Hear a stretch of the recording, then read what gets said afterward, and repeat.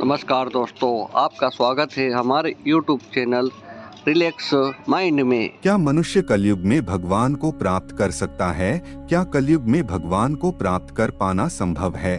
और यदि संभव है तो भगवान को प्राप्त करने का सबसे सरल मार्ग क्या है? नमस्ते प्रिय मित्रों, स्वागत है आपका। हर युगों में भगवान को प्राप्त करने के लिए अलग अलग क्रियाएं होती रही है। सतयुग में भगवान की प्राप्ति ध्यान करने से आसानी से हो जाती थी। त्रेता युग में भगवान की प्राप्ति यज्ञ से होती थी। द्वापर युग में भगवान की प्राप्ति पूजा अर्चना से होती थी। तो कलयुग में भगवान की प्राप्ति किस विधि से होगी? आइए इसे विस्तार से समझने का प्रयास करते हैं। एक गांव में एक बूढ़ी औरत रहती थी। उसके आगे पीछे कोई नहीं था, इसलिए बेचारी अकेली रहती थी। एक दिन उस औरत के दरवाजे पर एक साधु आया। उस औरत ने साधु का बहुत ही प्रेम पूर्वक आदर सत्कार किया। जब साधु जाने लगा तो उस औरत ने कहा कि महात्मा जी, आप तो ईश्वर के परम भक्त हैं, कृपा करके मुझे ऐसा आशीर्वाद दीजिए जिससे मेरा अकेलापन दूर हो जाए। अकेले रह कर उब चुकी हूँ। साधु ने मुस्कुराते हुए अपनी झोली से कान्हा की एक मूर्ति निकाली और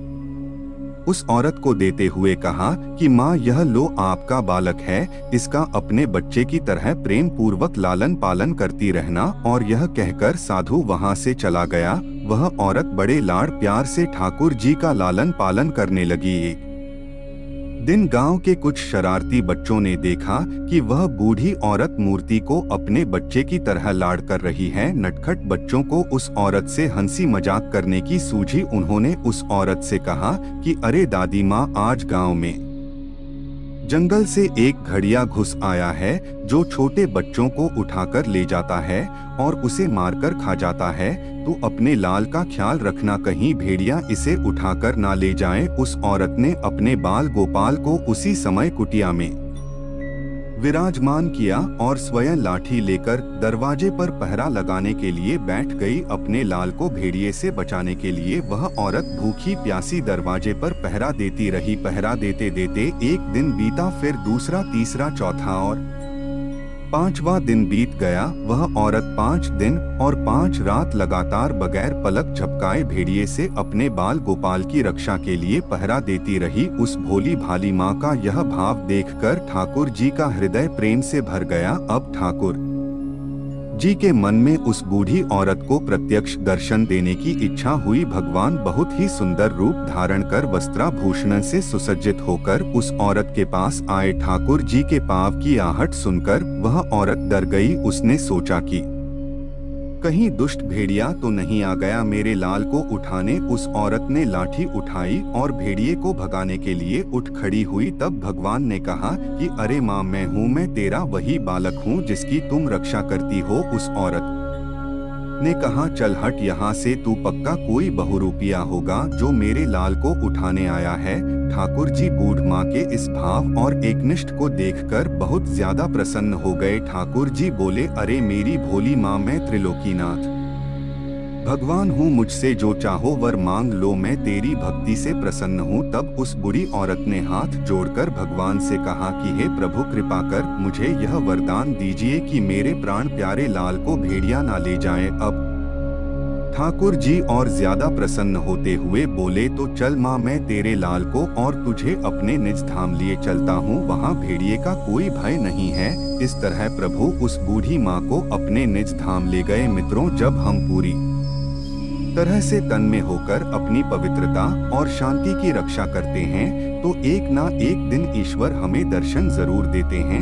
भगवान को पाने का सबसे सरल मार्ग है भगवान को प्रेम करो, वैसा निष्काम प्रेम जैसे बुढ़िया माँ ने किया। भगवान श्री कृष्ण कहते हैं, तू तन मन और कर्म से खुद को मुझे समर्पित कर दे, मैं तुम्हें वह हर कुछ दूंगा जो तुम्हारे पास नहीं है, और जो तुम्हारे पास है मैं उसकी रक्षा भी करूंगा। तू जिस दिन से मुझसे निस्वार्थ प्रेम करने लगेगा उस दिन से तू सिर्फ मेरा हो जाएगा और मेरे परम धाम को प्राप्त होगा। श्रीमद् भगवत गीता में भगवान श्री कृष्ण कहते हैं कि मुझे पाने के 3 मार्ग हैं। पहला है कर्म योग, दूसरा है ज्ञान योग और तीसरा है ध्यान योग, और इन सब में कर्म योग सबसे महत्वपूर्ण और सरल है। कर्म योग को परिभाषित करते हुए तत्वज्ञानी कहते हैं कि अपना हर कर्म भगवान को समर्पित करते हुए करो। मनुष्य हर क्षण कुछ न कुछ कर्म करता रहता है। सोचो, अगर हर कर्म से पहले प्रभु का नाम ले तो दिन भर में हजारों लाखों बार प्रभु का नाम मन ही मन जप सकते हैं। भगवान श्री कृष्ण यही तो कहते हैं कि जो हमेशा मुझे याद करता रहता है, मेरी दृष्टि सदैव उस पर बनी रहती है। मित्रों, आप कुछ भी कर्म कर रहे हैं, कहीं भी किसी भी जगह पर है, सुख की अवस्था में है या दुख की अवस्था में है, प्रभु के नाम का जाप मन ही मन करते रहिए। फिर देखिए इसका सकारात्मक परिणाम आपको बहुत जल्द देखने को मिलेगा। भगवान कहते हैं, जीवन में हमेशा सुखी रहने के लिए मुझसे नाता जोड़ो। जो मनुष्य मुझसे नाता जोड़कर श्रद्धा भाव से मेरी भक्ति करता है, मैं उसे वह हर चीज देता हूँ जो उसके पास नहीं है, और जो उसके पास है मैं हमेशा उसकी रक्षा भी करता हूँ। मैं अपने भक्तों को कभी दुखी नहीं देखना चाहता हूँ। भगवान श्री कृष्ण के इस वाणी को भक्त प्रहलाद के जीवन से जोड़कर अच्छे से समझा जा सकता है। गर्म तेल से भरे कढ़ाई में विष्णु भक्त प्रहलाद को बैठा दिया जाता है और चूल्हे की आग तेज कर दी जाती है, फिर भी भक्त प्रहलाद का तनिक भी बाल बांका नहीं होता है। प्रबल प्रेम के पाले पड़कर प्रभु को नियम बदलते देखा, अपना मान तले टल जाए, भक्त का मान ना तलते देखा। भगवान कहते हैं, जो मेरे भक्तों को कष्ट पहुंचाता है उसे मैं दंड देता हूँ। इसीलिए हे मानव, तुम मुझे अपना बना लो, मैं तुम्हें हर खुशी दूंगा। मेरी भक्ति के प्रताप से दुख तुम्हारे जीवन से कोसों दूर रहेगा। जो मेरी भक्ति नहीं करते हैं, जो पंच पापों में उलझ कर भौतिक सुखों की प्राप्ति हेतु दिन रात प्रयत्न करते हैं, वो मन से सदा दुखी रहते हैं, उनके लिए जीवन और जीवन के बाद का जीवन बहुत ही कष्टदायक होता है। भगवान श्री कृष्ण परमात्मा को पाने का मार्ग बताते हुए श्रीमद् भगवत गीता में उपदेश देते हैं कि मनुष्य को सर्वप्रथम अपने मन को नियंत्रण में रखना चाहिए। मनुष्य का मन वायु की तरह चंचल है। यह मन ही है जो मनुष्य को काम वासनाओं की तरफ भटका रहता है। अगर जीवन को सफल बनाना है तो मन पर काबू करना बहुत जरूरी है। मन को वश में करने से दिमाग की शक्ति केंद्रित होती है, जिससे कार्यों में सफलता मिलने लगती है। गीता के अनुसार जिस व्यक्ति ने अपने मन पर काबू पा लिया, वह मन में पैदा होने वाली बेकार की चिंताओं और इच्छाओं से भी दूर रहता है। साथ ही व्यक्ति अपने लक्ष्य को भी आसानी से प्राप्त कर लेता है। अगर मन को वश में नहीं करोगे तो वह तुम्हारा सबसे बड़ा शत्रु बन जाएगा। जो मनुष्य सुख और दुख में शांत रहता है, जिसके राग भय और क्रोध नष्ट हो गए हैं, जो मनुष्य शुभ और अशुभ वस्तु को पाकर ना प्रसन्न होता है और ना द्वेष करता है, जिन्होंने अपनी इंद्रियों को वश में कर लिया है, वह स्थिर बुद्धि मनुष्य मुनि के समान है। ऐसा मनुष्य स्थिर चित्त और इंद्रियों को वश में करके ज्ञान द्वारा परमात्मा को प्राप्त करके हमेशा संतुष्ट रहता है। हमेशा शक करने वाला व्यक्ति कभी शांति प्राप्त नहीं कर पाता है। वह ना तो इस लोक में धन ऐश्वर्य या यश की प्राप्ति कर सकता है और ना ही परलोक में स्वर्ग की प्राप्ति कर सकता है, क्योंकि मनुष्य जब तक किसी भी विषय में संशय युक्त रहता है तब तक वह उस विषय में सफलता नहीं पा सकता। इसलिए संदेह करने से बचे। क्रोध मनुष्य को नरक की ओर ले जाने वाला द्वार है। क्रोध करने से व्यक्ति का मन अशांत हो जाता है और उसकी स्मरण शक्ति भ्रमित हो जाती है। स्मृति में विभ्रम होने से उसकी बुद्धि नष्ट हो जाती है और फिर व्यक्ति का पतन हो जाता है। भगवान श्री कृष्ण कहते हैं, मनुष्य को क्रोध करने से बचना चाहिए। कितना भी गुस्सा आए, स्वयं को शांत रखने का प्रयास करें। श्री कृष्ण कहते हैं, जिस प्रकार समुद्र की स्थिति अचल है, भारी से भारी आंधी तूफान आने पर या अनेक नदियों के जल प्रवाह उसमें प्रविष्ट होने पर भी वह अपनी स्थिति से विचलित नहीं होता, मर्यादा का त्याग नहीं करता, उसी प्रकार परमात्मा के स्वरूप में स्थित योगी की स्थिति भी था अचल होती है। बड़े से बड़े सांसारिक सुख दुखों का सहयोग वियोग होने पर भी उसकी स्थिति में जरा भी अंतर नहीं पड़ता। वह योगी परमात्मा में नित्य निरंतर अटल और एकर स्थित रहता है। जो मनुष्य ईश्वर में श्रद्धा नहीं रखते, वह अज्ञानी मनुष्य जीवन में कभी भी सुख शांति और सफलता को प्राप्त नहीं कर पाते। ऐसे मनुष्य की बुद्धि विपरीत हो जाती है। वे लोक और पारलौकिक सब प्रकार के सुख साधनों को विपरीत ही समझने लगते हैं। इसी कारण वे विपरीत आचरण में प्रवृत्त हो जाते हैं। इसके फल स्वरूप उनका इस लोक में और परलोक में पतन हो जाता है। वे अपनी वर्तमान स्थिति से भी भ्रष्ट हो जाते हैं और मरने के बाद उनको अपने कर्मों का फल भोगने के लिए सूकर कुकर आदि नीच योनियों में जन्म लेना पड़ता है या घोर नरक में पड़कर भयानक यातनाएं भोगनी पड़ती है। मनुष्य मेरी जिस भी रूप की पूजा करते हैं, मैं भी उनको उनकी भावना के अनुसार उसी रूप में दर्शन देता हूँ। मनुष्य जिस जिस भाव से मेरी उपासना करते हैं, मैं उनके उस भाव का ही अनुसरण करता हूँ। जो मेरा चिंतन करता है, उसका मैं चिंतन करता हूँ। जो मेरे लिए व्याकुल होता है, उसके लिए मैं भी व्याकुल हो जाता हूँ। जो मुझे अपना सर्वस्व अर्पण देता है, मैं भी उसे अपना सर्वस्व अर्पण कर देता हूँ। ना तो मैं किसी के भाग्य का निर्माण करता हूँ और ना ही किसी के कर्मफल का निर्माण करता हूँ। मनुष्य अपने द्वारा किए कर्मों का ही फल भोगता है और उसी से उसके भाग्य का निर्माण होता है। मनुष्य स्वयं ही अपना मित्र है और स्वयं ही अपना सबसे बड़ा शत्रु भी है। ज्ञानी मनुष्य कर्म योग या भक्ति योग से एक ही जन्म में इस समुद्र रूपी संसार से निकलकर परमात्मा को प्राप्त कर लेता है और अज्ञानी मनुष्य काम क्रोध लोभ मोह में फंसकर 84 लाख योनियों में भटकता रहता है। श्री कृष्ण कहते हैं, यह संसार मेरी ही माया है, यह संसार मुझसे ही उत्पन्न हुआ है, मैं ही इसका पालन पोषण करता हूँ और मैं ही इस सृष्टि का विनाश करता हूँ। मैं जल में रस हूँ, चंद्रमा और सूर्य में प्रकाश हूँ, संपूर्ण वेदों में ओंकार हूँ, आकाश में शब्द और पुरुषों में पुरुषत्व हूँ। मैं ही सूर्य रूप से तपता हूँ, वर्षा का आकर्षण करता हूँ और उसे बरसाता हूँ। हे अर्जुन, मैं ही अमृत और मृत्यु हूँ, सत असत भी मैं ही हूँ। मैं धरती की मधुर सुगंध हूँ, मैं अग्नि की ऊष्मा हूँ, सभी जीवित प्राणियों का जीवन और सन्यासियों का आत्मा स्वयं भी मैं ही हूँ। मैं भूत वर्तमान और भविष्य के सभी प्राणियों को जानता हूँ, लेकिन वास्तविकता में मुझे कोई नहीं जानता। जब जब इस संसार में धर्म की हानि और अधर्म की वृद्धि होती है, तब तब अधर्म का विनाश कर धर्म की पुनर्स्थापना हेतु मैं अपने एक नए रूप को रचता हूँ और मनुष्यों के सम्मुख प्रकट होता रहता हूँ। यदि कोई दुराचारी भी अनन्य भाव से मेरा भक्त बनकर मुझको भजता है, तो वह पुरुष भी साधु के समान है, क्योंकि उसने भली भांति निश्चय कर लिया है कि परमेश्वर के भजन के समान अन्य कुछ भी नहीं है।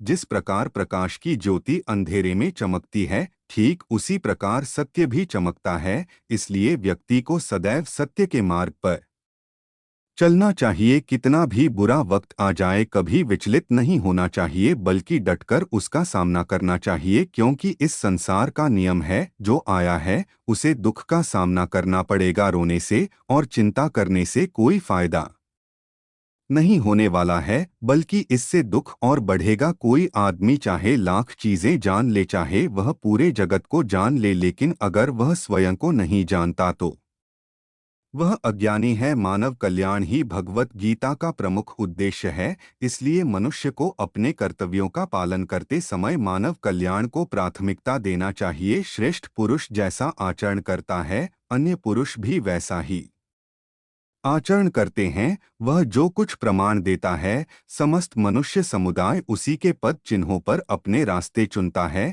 इसलिए सज्जन व्यक्तियों को सदैव अच्छा व्यवहार करना चाहिए। मित्रों, भगवान अपने भक्तों से बहुत प्रेम करते हैं। जो भक्त उन्हें सच्चे मन से पुकारते हैं, उनके लिए वह दौड़े चले आते हैं। इसका सबसे बड़ा उदाहरण श्रीमद् भागवत गीता की कथा से मिलता है, जहां मुसीबत में फंसे अपने भक्त हाथी के प्राण को बचाने के लिए भगवान विष्णु नंगे पैर दौड़ पड़े थे।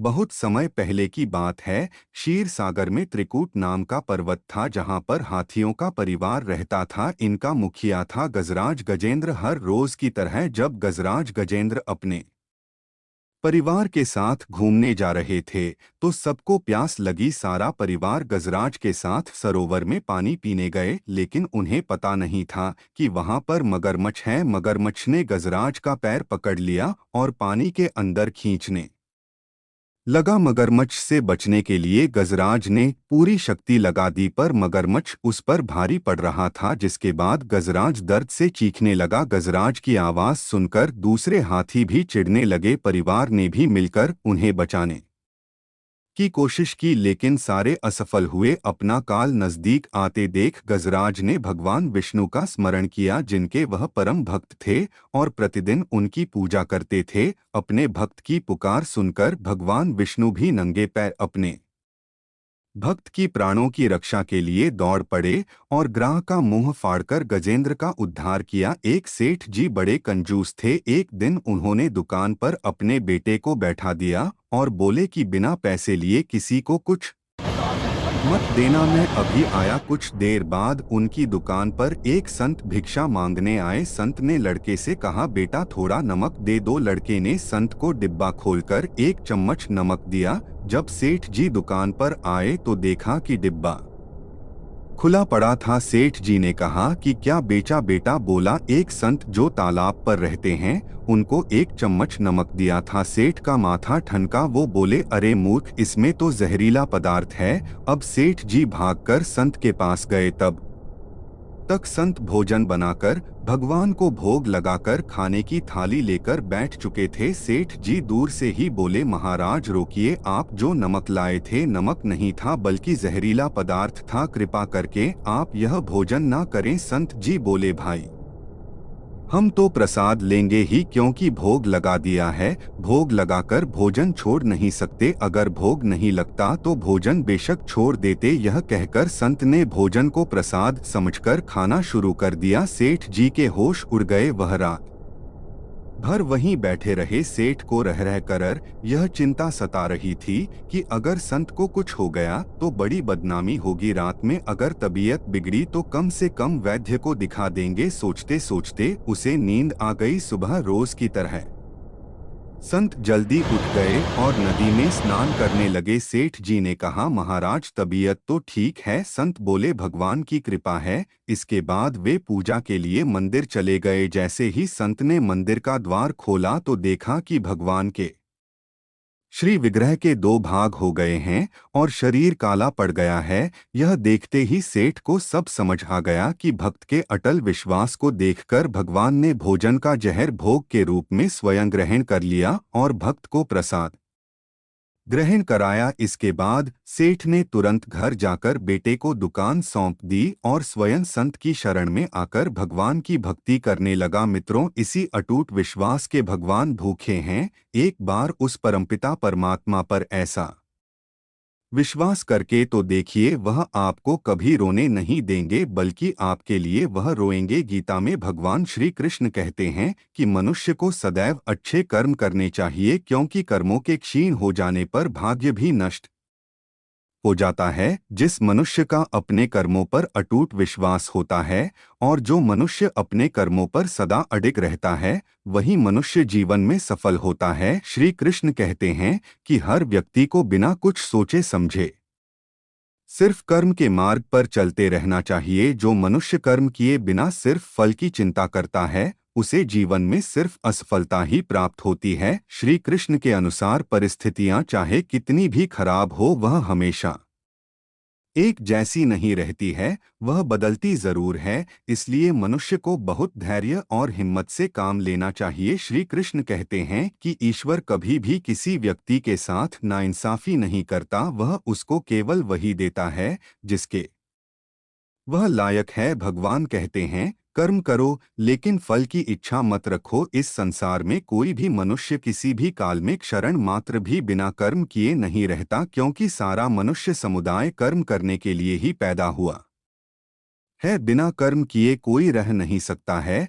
जो मनुष्य समस्त इंद्रियों को वश में करके आसक्ति रहित कर्म करता है, वही श्रेष्ठ है, अर्थात वही कर्म योगी है। कर्म का मार्ग दिखाते हुए श्री कृष्ण कहते हैं कि कर्म न करने की अपेक्षा कर्म करना ज्यादा श्रेष्ठ है तथा कर्म न करने से मनुष्य का शरीर निर्वाह भी नहीं सिद्धा होता है। अर्थात मनुष्य को चाहिए कि वह सिर्फ अपने कर्तव्यों का पालन करें, क्योंकि कर्म नहीं करने से मनुष्य का जन्म लेना भी बेकार हो जाता है। भगवान कहते हैं, तू यज्ञ समझकर अपना कर्म कर। जिस प्रकार यज्ञ समाज और प्रजा की भलाई के लिए किया जाता है, उसी तरह तू अपने कर्मों को यज्ञ समझकर अर्थात अपना कर्तव्य समझकर कर्म कर। जो पुरुष इस परंपरा से नहीं चलता, प्रकृति के नियमों का पालन नहीं करता अर्थात अपने कर्तव्य का पालन नहीं करता, वह इंद्रियों के द्वारा भोगों को भोगने वाला पापी पुरुष व्यर्थ ही जीता है। परंतु जो मनुष्य आत्मा में ही रमण करने वाला